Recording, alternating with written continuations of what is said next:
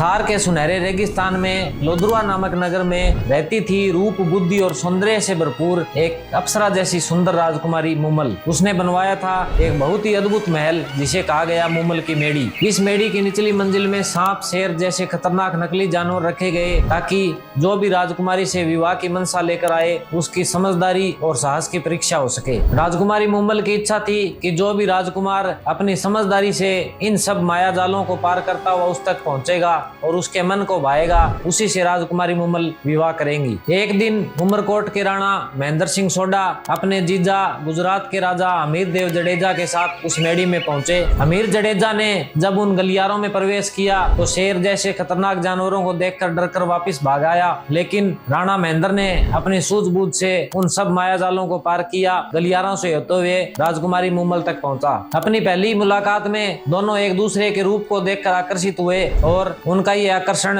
देखते ही देखते प्यार में बदल गया। उसके बाद अंधेरे सुनसान रास्तों और रेतीले तूफानों जैसी बाधाओं को पार करते हुए हर रात राणा महेंद्र अपने सबसे तेज भागने वाले ऊंट चीतल पर सवार होकर उमरकोट से लगभग 100 कोस दूर लोद्रुआ में आते और राजकुमारी मुमल से मिलते। लगभग 7-8 महीनों बाद जब मुमल से प्रेम की बात राणा महेंद्र की रानियों को पता चली तो वे अंदर ही अंदर जल भून गई और उन्होंने अपनी जलन और ईर्ष्या के तहत क्रोध में आकर चीतल ऊंट के पैर तुड़वा दिए। प्रेम में डूबे राणा महेंद्र ने हार नहीं मानी और एक तेज चलने वाली ऊंटनी पर सवार होकर मुमल की मेड़ी की ओर चल पड़े। जल्दी पहुंचने के चक्कर में ऊंटनी रास्ता भटक गई और राणा महेंद्र बहुत देर बाद रात को मुमल की मेड़ी में पहुंचे। उसी रात मुमल की बहन सुमल भी उस मेड़ी में आई हुई थी और मजाक मजाक में पुरुषों के वस्त्र पहनकर मुमल के साथ ही सो गई थी। देर रात को थका हारा राणा महेंद्र जब मुमल के कक्ष में पहुंचा तो उसे भ्रम हो गया कि मुमल किसी अन्य पुरुष के साथ सोई हुई है। उसके मन में क्रोध का तूफान उठा